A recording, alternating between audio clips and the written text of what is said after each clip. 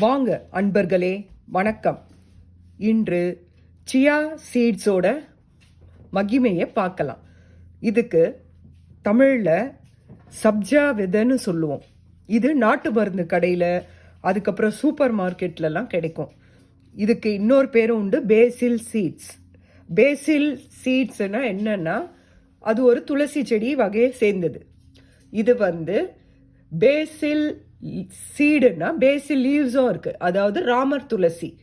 நம்ம எல்லாம் 2 விதமான துளசி இருக்குது. துளசின்னு ஒன்று சொல்லுவோம், ராம துளசின்னு ஒன்று இருக்கும். இந்த ராமர் துளசி தான் அமெரிக்காவில் நிறைய பேசில் லீவ்ஸ் கிடைக்கும். நிறைய ஃபுட்டுலலாம் இந்த ராமர் துளசியை யூஸ் பண்ணுவாங்க. இதுக்கு இங்கிலீஷில் சியா சீட்ஸ்ன்னு பேர். தமிழில் சப்ஜா விதை. கடையில் போயிட்டு சப்ஜா விதைன்னா கண்டிப்பாக கிடைக்கும்.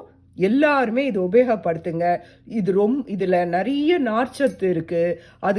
அப்புறமா omega fatty acid, omega 3 fatty acid இதில் இருக்குது. இதில் உடல் சூட்டை தவிர்க்கும். இதில் நிறைய வெரைட்டி சாப்பிடலாம். இதில் டெய்லி பிரேக்ஃபாஸ்ட்டுக்கு எடுத்துக்கலாம்.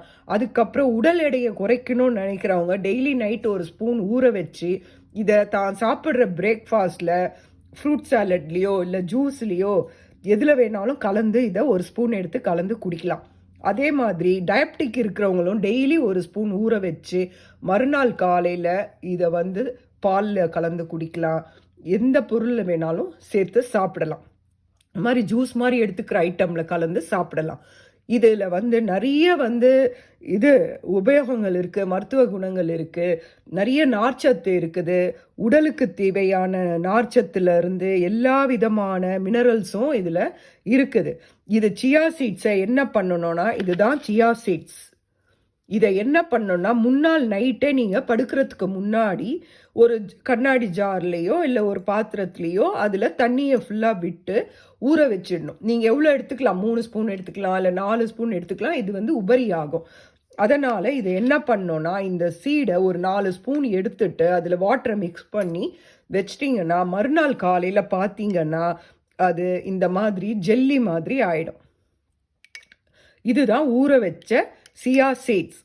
இந்த சியா சீடு இந்த மாதிரி ஊற வச்ச பிறகு நீங்கள் உங்கள் குழந்தைங்களுக்குமே பாலில் ஒரு ஸ்பூன் கலந்து குடிக்கலாம். இது அப்படியே உள்ளே முழுங்கிடுவோம். அதனால எந்த வித வித்தியாசமும் இருக்காது. இது ரொம்ப நல்லா இருக்கும். இதில் நிறைய மெனு பண்ணலாம். இது நான் உங்களுக்கு அடுத்தடுத்து வர வீடியோவில் காட்டுறேன். இதை பாலுன்னு இல்லை, பால், அதே சமயம் ஆல்மண்ட் மில்க்கு, ஹோட் மில்க்கு, தேங்காய் பால், அந்த மாதிரி எல்லா வித பால்லையும் இந்த சியா சீட்ஸை கலந்து சாப்பிடலாம்.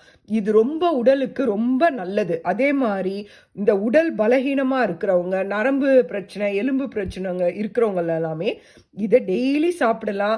இது ரொம்ப உடம்புக்கு நல்லது. இது ரொம்ப கஷ்டம் கிடையாது. இது உடலுக்கு மிகவும் நல்லது. இதை டெய்லி சாப்பிடுங்க. நான் இதில் செய்யக்கூடிய பலவிதமான ரெசிபிகளை நான் தொடர்ந்து உங்களுக்கு போடுறேன். நன்றி, வணக்கம்.